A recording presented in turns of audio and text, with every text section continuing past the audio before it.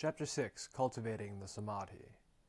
The Bhagavan now said to the youth Chandrabrahma, "Therefore, young man, bodhisattva mahasattvas who wish for this Samadhi, and wish to attain quickly the highest complete enlightenment of perfect Buddhahood, should cultivate this Samadhi. Young man, what is the cultivation of this Samadhi?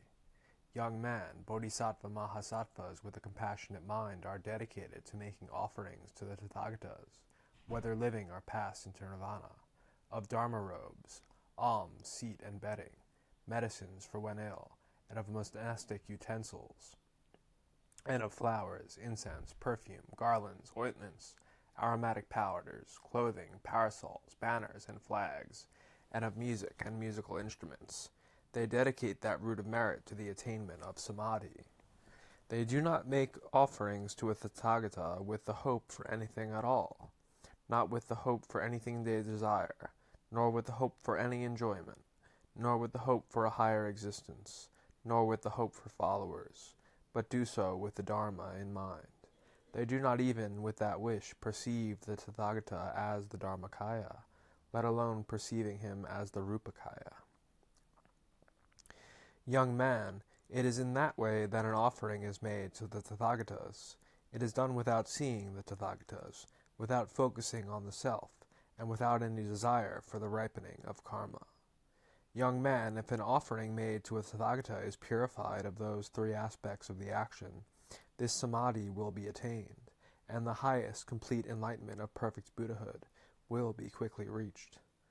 At this point, the Bhagavan gave a detailed teaching on the cultivation of the Samadhi by chanting the following extensive verses to the youth Chandraprabha. Through offering incense to infinite wisdom, beings will have an infinite aroma. In 10 million aeons they will not go to the lower realms, and no bad smells will come from them. For 10 million aeons they will practice bodhisattva conduct, and make offerings to 10,000 million Buddhas. The aroma of wisdom will arise, so that they will become Buddhas with the aroma of supreme conduct.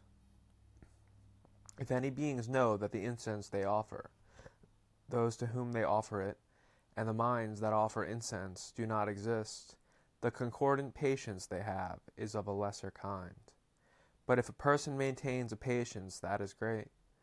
Even if they were cut up, for 10 million aeons, into tiny pieces as numerous as the Ganges sands, their minds will never regress. Why is this termed patience, and what is called concordant?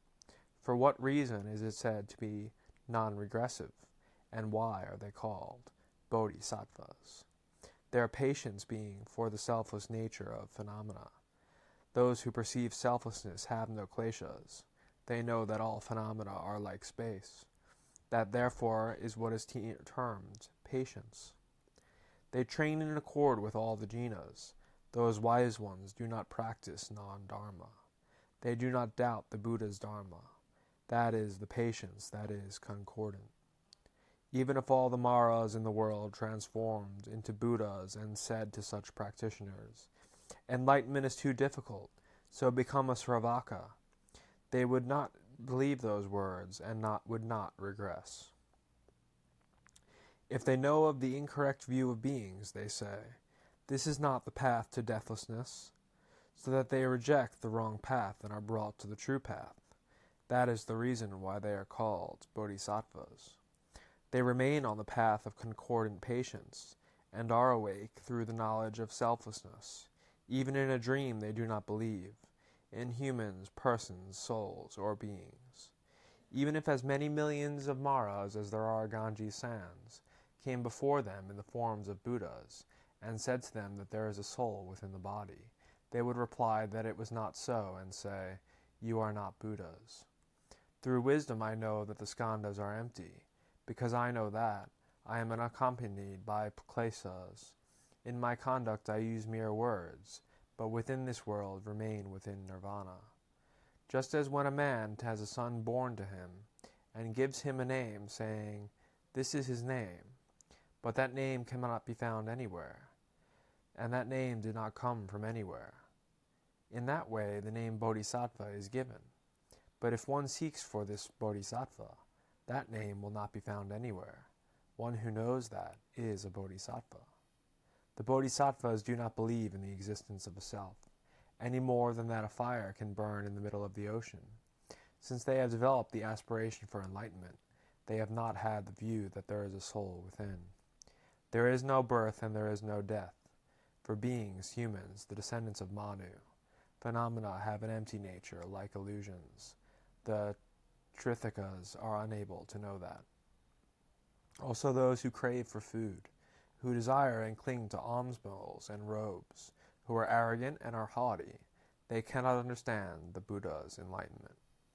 The lazy who are overcome by sleepiness and dullness, who have stubborn minds and are shameless, who have no faith in the Buddha, they are unable to understand sublime enlightenment.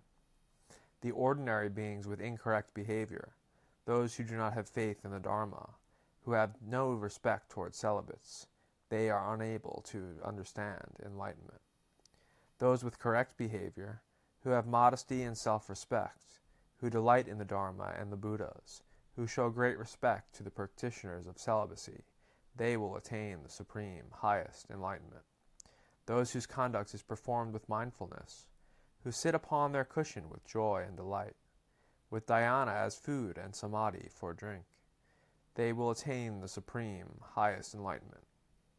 Those who understand selflessness all day long, who are mindful of emptiness as they walk, who bear the beautiful aromatic flowers of the aspects of enlightenment, those dedicated ones will attain supreme enlightenment. They who are skilled in bodhisattva conduct are not on the level of other beings, of Sravakas or of Pratyekabuddhas, who would not aspire to that realization. If I were to have a lifespan that continued for as many millions of aeons as there are sands in the Ganges, I would not even be able to finish reciting the praises of as little of the Buddha's wisdom as a tiny pore. Therefore, having heard the benefits that should be taught by the unsurpassable Jina, you should quickly become instructed in this samadhi, and then the attainment of supreme enlightenment will not be difficult.